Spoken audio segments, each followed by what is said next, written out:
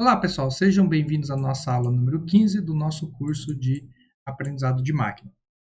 Nessa aula, nós vamos continuar falando da parte de avaliação de modelos, parte fundamental dentro de aprendizado de máquina, porque é esta avaliação que nos vai dizer se um modelo é adequado ou não para ser posto em produção e também para a gente conseguir comparar os melhores modelos.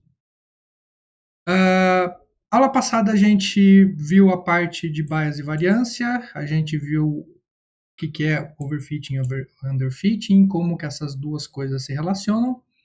E nessa aula nós vamos ver aqui a parte do holdout, que é métodos sem reamostragem, né? Basicamente o método sem reamostragem, e daí os métodos com reamostragem. E na próxima aula 16 nós vamos ver a parte de baixo.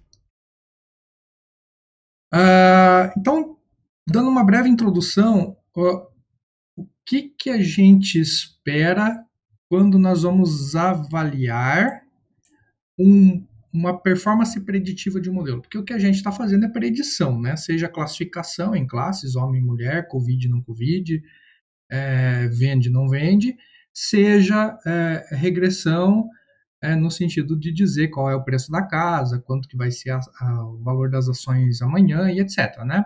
Então a gente está fazendo um modelo preditivo, basicamente, e a gente tem que avaliar esse modelo preditivo, o que a gente espera dele. Bom, isso aqui já foi bastante falado, a gente espera uma performance boa de generalização, né? Uma performance preditiva em dados não vistos. Então, a gente tem aqui, por exemplo, nessa figura aqui, a gente tem um modelo com essa superfície de decisão aqui e um outro modelo com uma superfície de decisão linear. E aí a gente se pergunta, qual dos dois modelos é melhor? Né? Porque se vocês perceberem, aqui eu tenho 100% de classificação correta, que eu também tenho 100%. Qual dos dois é melhor? Então, a gente vai avaliar qual dos dois é melhor em cima dos dados não vistos, né? Então, aqui a parte de baixo são novos pontos. Então, esse ponto aqui é novo, esse ponto é novo, esse ponto é novo.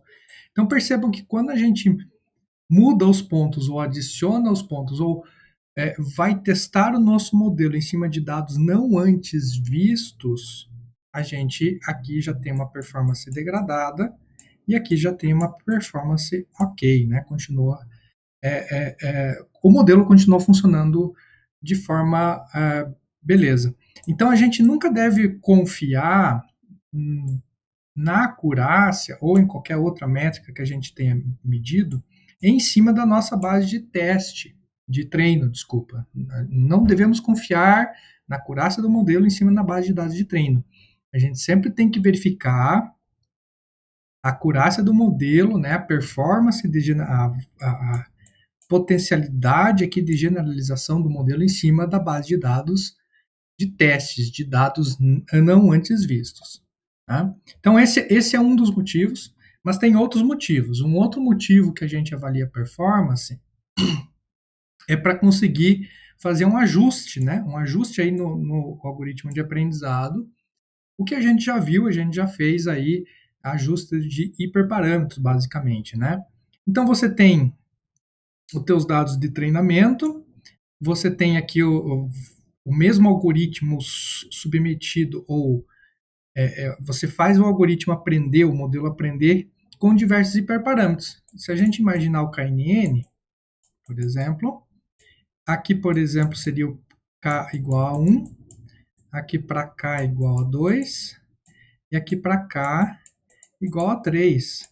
Né? O fato é que quando você usa um hiperparâmetro diferente, você obtém um modelo diferente. Né? Se a gente usar uma profundidade de árvore diferente, a gente vai obter um modelo diferente. Enfim, esses hiperparâmetros são um ponto fundamental aqui para deixar o modelo melhor ou pior, dar overfitting ou underfitting.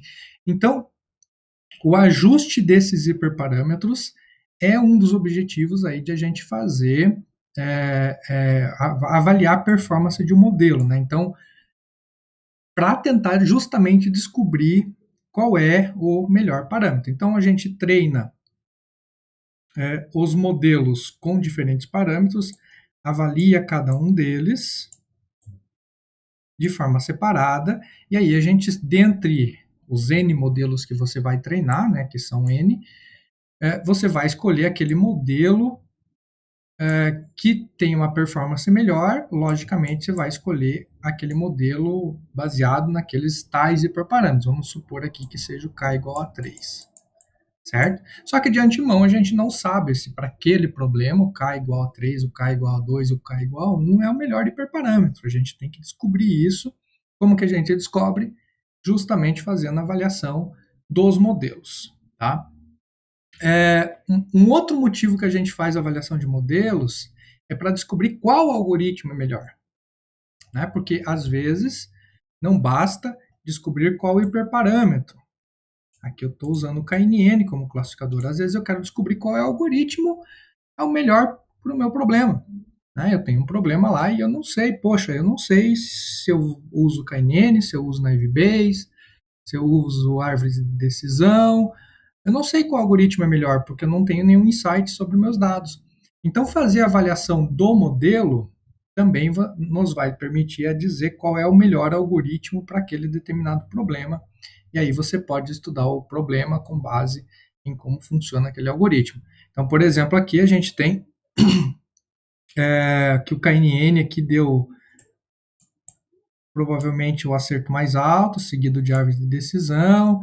Regressão logística, LDA, Naive Bayes e SVM ficaram um pouco mais baixos. Então, eu consigo aí fazer uma comparação entre algoritmos, né? Então, são 3 problemas diferentes que eu consigo resolver, ou pelo menos consigo ter alguns insights quando eu faço a avaliação dos modelos.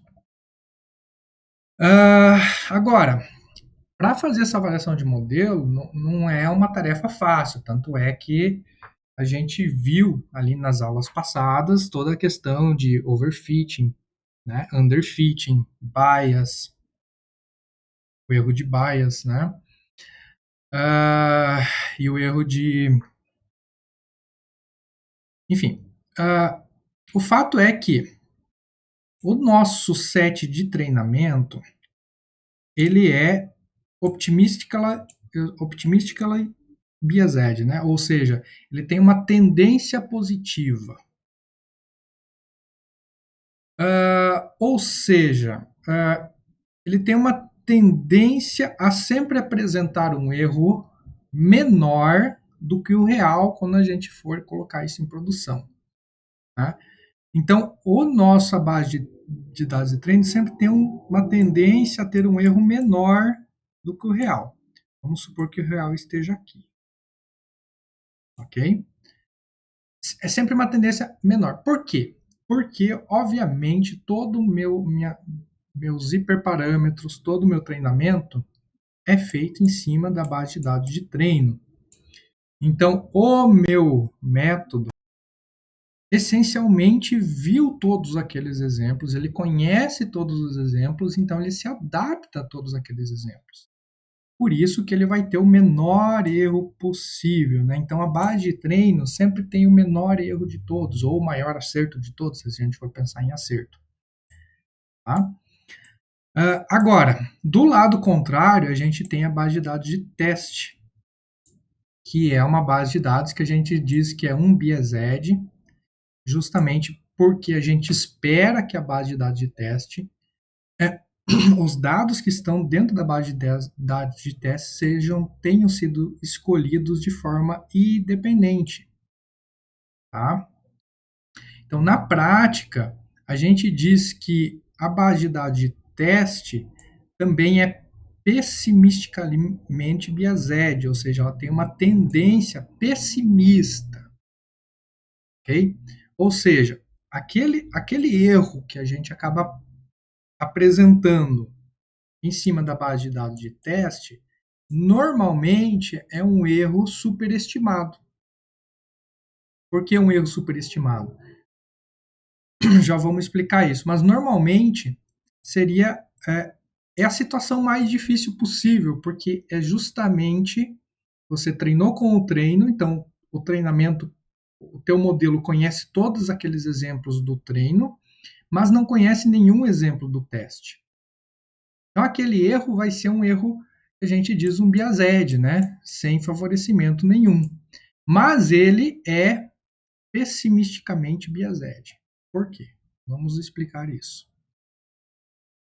Bom, primeiro falar que aqui eu tenho minha previsão, minha taxa de erro pessimista, aqui eu tenho minha taxa de erro otimista e o real normalmente está aqui entre meio dessas duas taxas de erro. Tá? Vamos explicar por quê. Primeiro, antes de explicar ou seja, para conseguir explicar por quê, a gente tem que entender o método de holdout, que é o que a gente já vem fazendo. O que a gente vem fazendo com o método holdout? O holdout é basicamente quando a gente pega aquela nossa base de dados e separa em conjunto de treinamento e conjunto de teste, que é, na função do scikit, é aquele train test split. Ok? Porém, para fazer a avaliação dos modelos usando o holdout, nem sempre é uma boa ideia. Tá bom? Por quê? Porque justamente a gente tem uma avaliação pessimista do nosso erro. Por que a gente tem uma avaliação pessimista do nosso erro?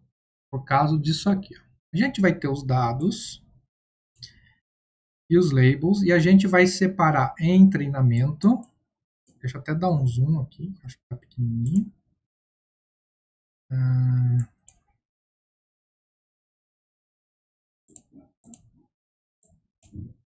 A gente vai ter um erro, uma base de dados de treinamento e uma base de dados de teste, certo?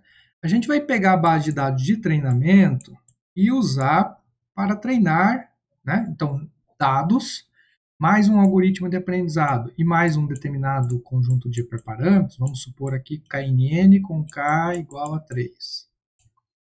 A gente vai obter um modelo. Com esse modelo, a gente vai submeter esse modelo aos nossos dados de teste. Ok? E aí a gente vai ter uma avaliação, uma performance. A gente vai calcular lá a acurácia ou o loss, que é o contrário da acurácia no caso de classificação. Só que normalmente aqui a gente para. Quando a gente vai fazer os artigos, né, quando a gente vai apresentar um dado científico, um dado de pesquisa, normalmente a gente para nessa etapa número 3. Porque a gente tem um modelo e a gente tem uma performance avaliada em cima de um conjunto de dados não antes visto, ok? Que nos dá uma boa predição, né? Por isso que a gente fala que é um estimador não biasado, né? Que não tem uma tendência. Então a gente para por aqui. Mas na prática, se a gente for na indústria, se a gente não estiver fazendo artigo, se a gente não estiver apresentando resultados, na indústria, na prática, o que a gente faz é verifica a performance. Performance está ok? Está ok. Então eu pego a totalidade dos dados e retreino o meu modelo. Na prática, lá dentro da indústria. Isso não se faz dentro de artigo porque não tem por que fazer dentro de artigo. Porque se você tem todos os dados, como é que você vai avaliar performance? Não tem como. Então você tem que sempre separar. Agora, dentro da indústria, quando você percebe que o teu modelo está ok, aqui na etapa número 3, você retreina o teu modelo com todos os dados. Né? Então você acaba juntando treinamento e teste para fazer o retreino. Porém, isso não é necessariamente uma boa estratégia. Por quê? Aliás, por que que é um estimador pessimista? Justamente, e por que se faz esse tipo de procedimento? Porque normalmente, quanto mais dados você tem, maior é a tua taxa de acerto. Esse é o segredo de aprendizado de máquina. Se você está com um problema no modelo, normalmente coletar mais dados é uma solução. Né? Então, mais dados, então aqui a gente tem o tamanho do training size, e aqui pela acurácia. Né? Então, você vê, quando eu coloco 1.000 amostras de treino, eu tenho ali no 88. Quando eu coloco 2.000, eu tenho 91. Quando eu coloco 3.000, eu tenho 92. Então, a minha acurácia, ela tende a crescer conforme eu aumento o meu tamanho do conjunto de treinamento. Então, quando eu faço isso aqui, se isso aqui, né? Então, quando eu fui avaliar a performance do meu modelo, aqui embaixo deu 96% de acerto. Então, deu 96% quando treinado apenas com o conjunto de treinamento e teste. Então, se eu treinar com todo mundo, vai dar 97, 98 talvez. Percebem? Então, aumentar a quantidade de dados aumenta a minha taxa de acerto. E como esses dados do conjunto de testes não são usados para o treino, são dados a menos que você usa para o treino, consequentemente, cada vez que você tira dados, tu piora a tua taxa de acerto. Certo? Então, por isso que a gente diz que, que a base de dados de teste é pessimista, do ponto de vista quando a gente faz aí uma avaliação via holdout.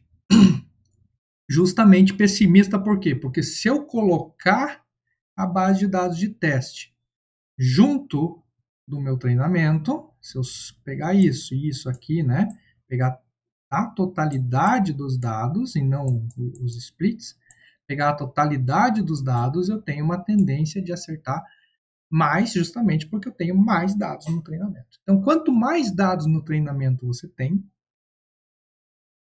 maior é a tua taxa de acerto.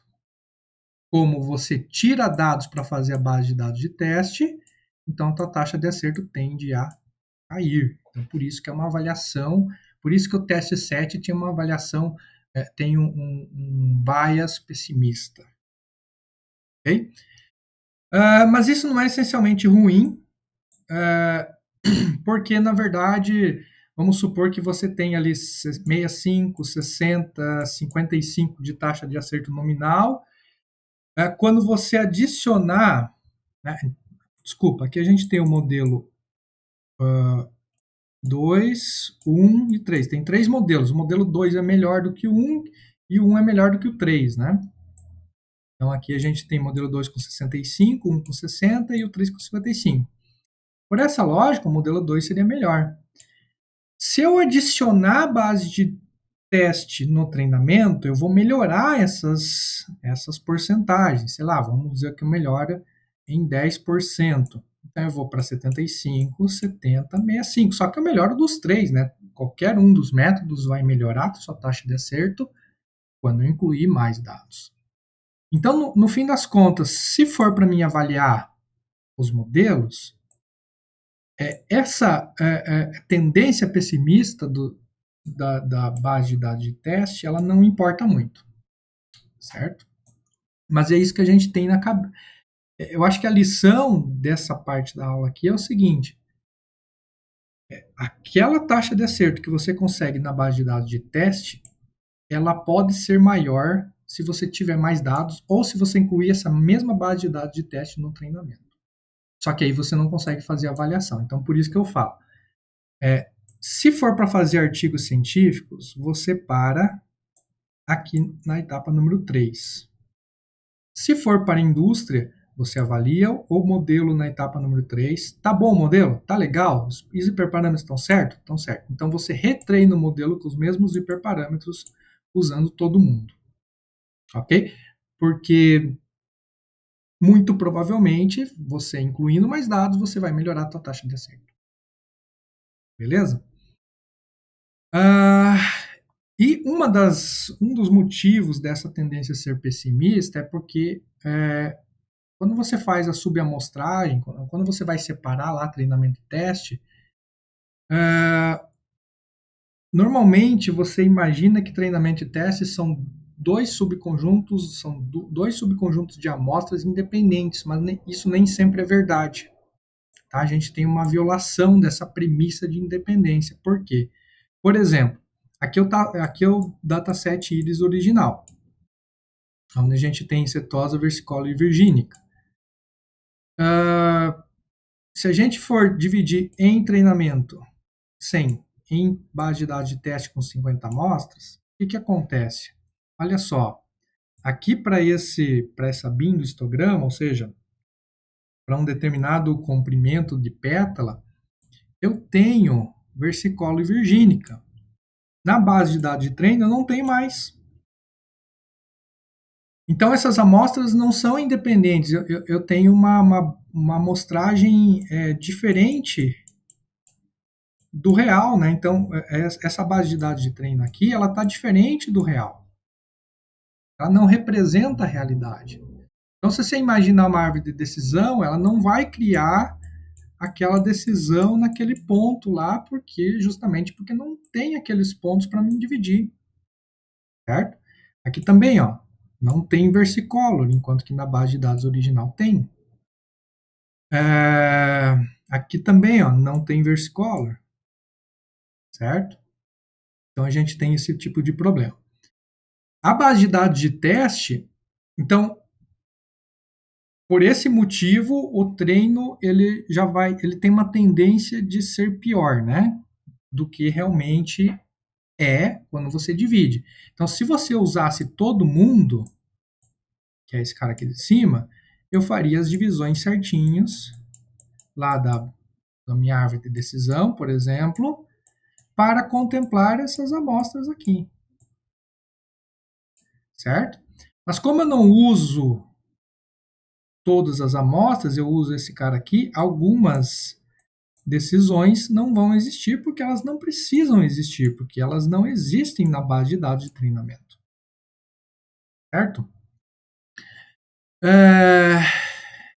Já na base de dados de teste, eu vou ter esses caras existentes, né? Eles vão estar na base de dados de teste. Então, olha só, aqui no 5, existe na base de dados de teste e não existe na base de dados de treinamento. Aqui no 6, mais ou menos, aqui, por exemplo, no 7, existe, aqui não existe. Então, são detalhes, né? São problemas com essa parte, com essa subamostragem, que violam aquela ideia de independência. Por quê? Porque a ideia é que a base de dados de treinamento e a base de dados de teste, elas sejam geradas do mesmo processo físico.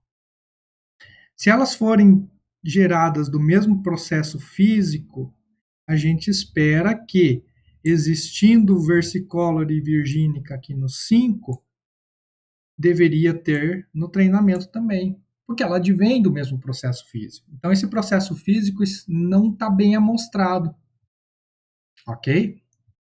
Ou, nesse caso, quando a gente faz as subamostras, a gente tem um probleminha aqui. Então, quando eu incluo todos os dados, o meu processo físico está melhor amostrado, consequentemente, as minhas decisões estão melhor feitas.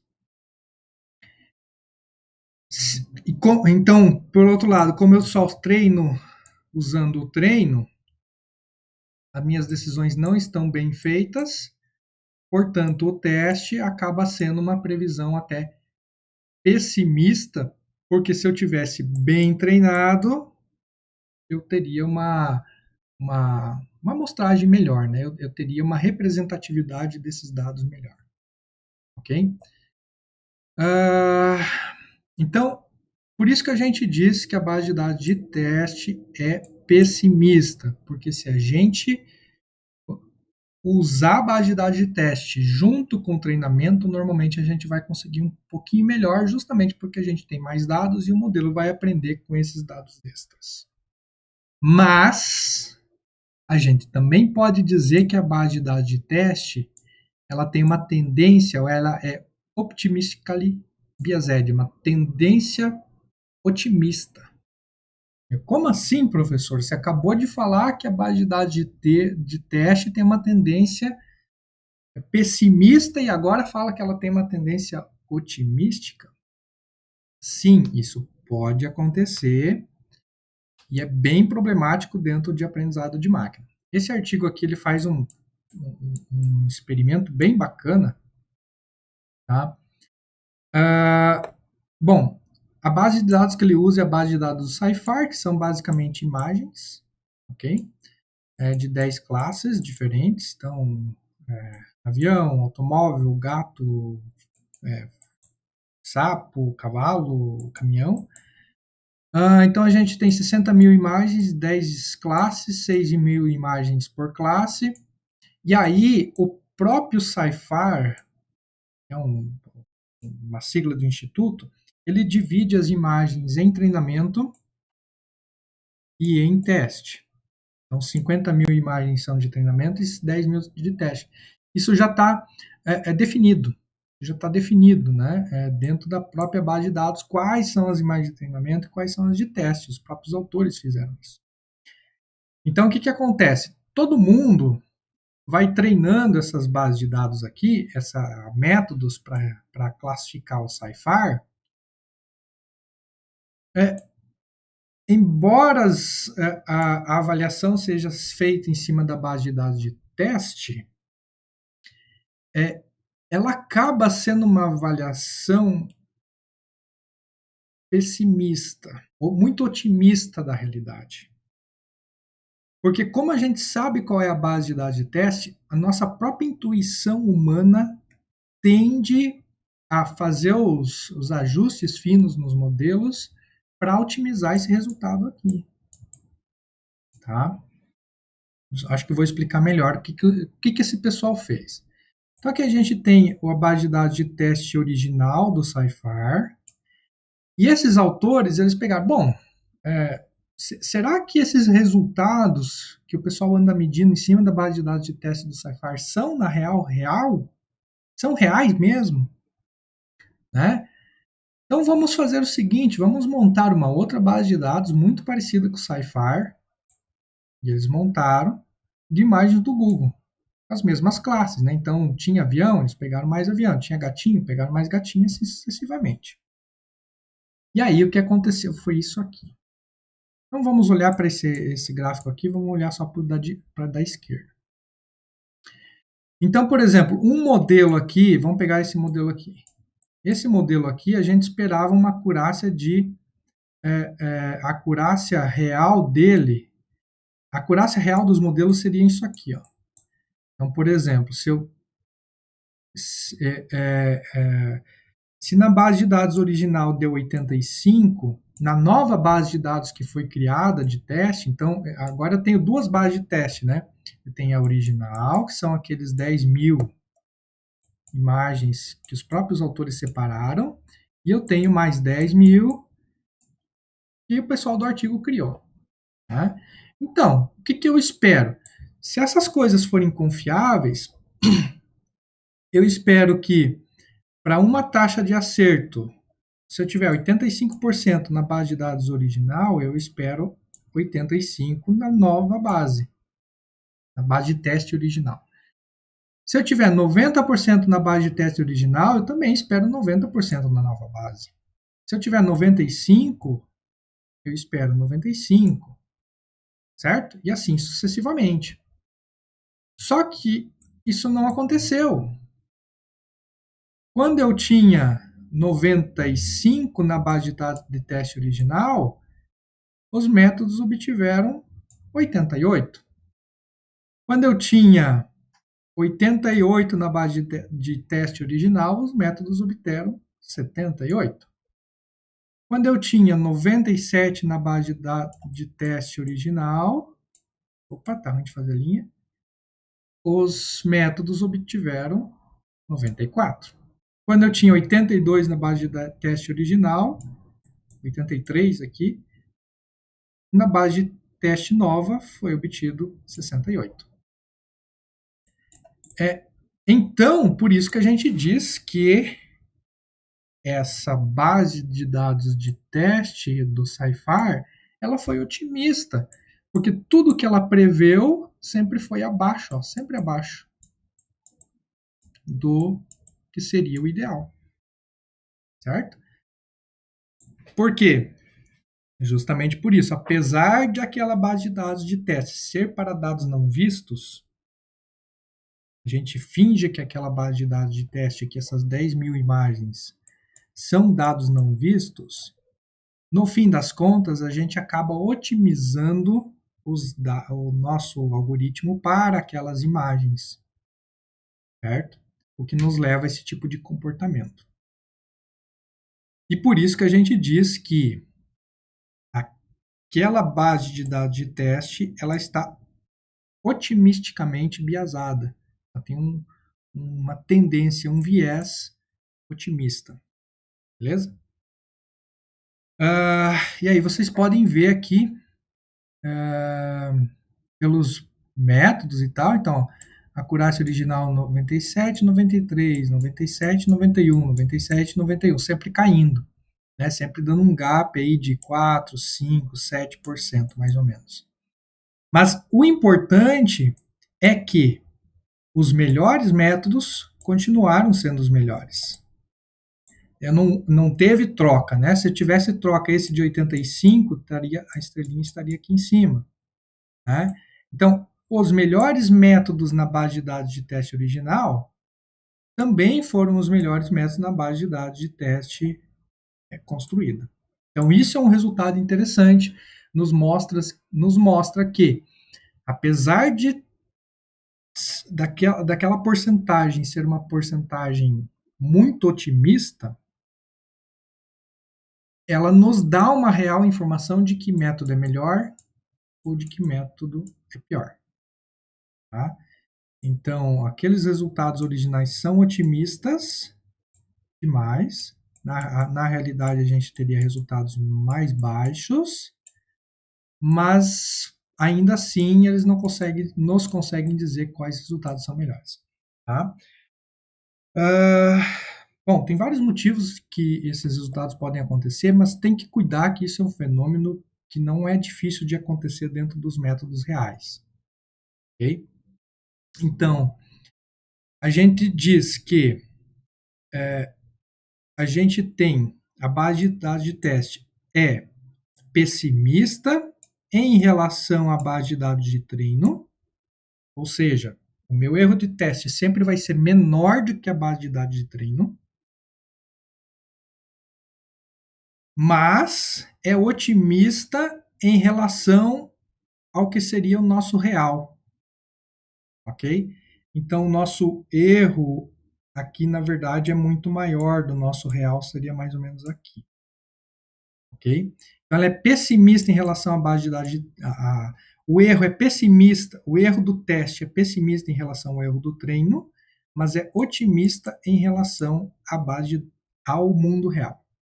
Okay? Isso nem sempre é verdade, ok? Não levem isso como regra imutável, isso depende dos teus dados e depende do problema, beleza? Bom, isso quando a gente está usando o holdout para fazer a avaliação dos modelos, saber se o modelo é melhor, tá bom ou não está bom, né? Ver overfit, etc. Mas a gente também usa o holdout para fazer seleção de modelo. Vejam que avaliar e selecionar são coisas que andam junto, mas são coisas distintas. Avaliar é simplesmente dizer modelo tal teve 90, modelo tal teve 92, modelo tal teve 93. Selecionar é quando eu seleciono algum desses modelos para seguir em frente, para que eu use a posteriori. Ok? Então, o que acontece? A avaliação de modelo, o holdout para avaliação de modelo, normalmente segue esse fluxograma que eu já expliquei para vocês. Divide em treinamento e teste, pega a base de treinamento, treina um algoritmo com um parâmetro qualquer, cria-se um modelo. Esse modelo, então, é avaliado usando a base de dados de teste, treino com treino, avalio com o teste, avalia nossa performance, acurácia, e paro por aqui. Né? Se for para dado científico, eu paro por aqui. Se for para a indústria, eu posso retreinar com todo mundo. Essa etapa aqui é opcional. Já para seleção de modelo, então, veja que eu só estou avaliando, eu só estou querendo medir essa performance aqui, né? Essa última performance aqui é a que me interessa. Então, eu só estou avaliando o meu modelo para ver se ele é um modelo adequado ou não é adequado para o meu problema. Agora, seleção de modelo implica que eu vou olhar para vários modelos e ver qual é o mais adequado. Veja que nesse caso de cá, eu tenho apenas um modelo. Um modelo que foi treinado com um hiperparâmetro. Sei lá, aqui é o KNN com K igual a 3. É um hiperparâmetro fixo. Né? Já para seleção de modelo, eu vou treinar vários modelos diferentes e ver qual é o melhor. Então, como é que eu uso o holdout para fazer seleção de modelos? Eu tenho minha base de dados original, vocês até já viram essa figurinha, né? Eu vou dividir ela em treinamento e teste. Depois eu vou redividir em treinamento, validação e teste. Ok? E aí eu vou usar treinamento e validação num looping para ficar alterando os hiperparâmetros, ou seja, vou ficar gerando vários modelos para depois eu escolher o melhor. Acho que eu tenho umas figuras melhores aqui na frente. Então, quando eu uso o holdout para seleção de modelos, eu vou pegar meus dados originais e dividir em treinamento, validação e teste. Vou dividir ele em 3 subconjuntos: treinamento, validação e teste. Ok? E aí eu vou fazer o seguinte: vou pegar a base de treinamento e vou treinar vários modelos. Vamos supor que seja o KNN. K igual a 1. Aqui um outro modelo com K igual a 2. Aqui um outro modelo com K igual a 3. Então, eu tenho três modelos KNN treinados, cada um com um hiperparâmetro diferente. Então, eu tenho o modelo 1, modelo 2, modelo 3. E aí, o modelo 1 dá 93%, modelo 2 dá 94%, o modelo 3 dá 91%. Beleza? Então, e agora eu tenho que decidir qual deles é o melhor. Qual deles é o melhor. Aliás, eu só treinei os modelos, eu não avaliei ainda, né? Eu até vou apagar aqui. Então, etapa 1, divide em treinamento, validação e teste. Etapa 2, treina os modelos com diferentes hiperparâmetros, e aí eu vou ter vários modelos. Etapa 4, avalio cada um dos modelos, usando o quê? O conjunto de validação. É esse conjuntinho azul aqui, ó, validação. Então, porque aqui eu estou querendo ver qual hiperparâmetro é melhor. É K igual a 1, igual a 2 ou igual a 3? Então, eu uso o set de validação, tá? Para fazer o quê? Fazer a avaliação da performance. Então, aqui o modelo 1 deu 93, 92, 94. E aí eu vou escolher o melhor modelo. Dentre esses 4 modelos, eu olho para a performance medida via conjunto de validação e escolho o melhor. Então, é o de 94. Então, eu vou pegar o modelo e vou pegar aqueles hiperparâmetros, né, que eu treinei o modelo. Nesse caso aqui, eu K igual a 3. Então, K igual a 3. Então, vou salvar o modelo e vou descobrir qual é o melhor hiperparâmetro. Tá? Então, isso é seleção de modelos. Né? Então, uma coisa é avaliar, outra coisa é selecionar. Selecionar é justamente selecionar o melhor modelo dentre uma certa quantidade de modelos. Claro que aqui eu estou mostrando com 3, mas pode ser N modelos. Depois, a etapa 4 é opcional. Eu posso fazer ou posso não fazer. Eu posso simplesmente salvar esse modelo aqui, esse cara. Posso simplesmente salvar esse cara e salvar, obviamente, os hiperparâmetros que eu usei nele. Ou eu posso juntar a base de dados de treinamento e de validação, pegar os melhores hiperparâmetros e retreinar o modelo. Por quê? Como assim, professor? Por que fazer isso? Gente, lembrem, quanto mais dados eu tiver na base de dados, melhor é o meu modelo. Então, isso aqui também é pessimisticamente, tem um bias pessimista. Tem um viés pessimista esse resultado aqui, porque esse conjunto de validação, além de ter uma amostragem baixa, foi medido em cima de um modelo que usou poucos dados. Então, quando eu aumento a quantidade de dados, melhora o meu resultado. Então, se eu juntar o treinamento e validação e retreinar o meu modelo via melhores hiperparâmetros, usando os hiperparâmetros que apresentaram o melhor resultado, que no caso aqui foi 94%, que no caso foi K igual a 3 para o terceiro modelo. Beleza? Então a gente faz isso. E aí eu avalio na quinta etapa a performance em cima do quê? Do conjunto de teste, que é aquele conjunto de dados não visto, que não tem bias, ou pelo menos não deveria ter. Tá? Então eu faço o quê? Olha só, aqui do começo. Eu uso o conjunto de treinamento para treinar, de validação para selecionar o melhor modelo, selecionar os hiperparâmetros, aí eu junto todo mundo e verifico a acurácia final usando a base de dados de teste. Essa vai ser a minha performance final que eu vou colocar lá no artigo, vai dar, sei lá, vai dar 95%. Ah, professor, por que 95% se antes deu 94%? Porque a gente retreinou usando dados de treino e de validação. E agora eu estou usando dados de teste também. Ok? Então, isso é o valor, essa é a informação que eu quero no artigo, que eu quero na pesquisa, que eu quero apresentar para os meus chefes da minha empresa. É esse o valor. Alternativamente,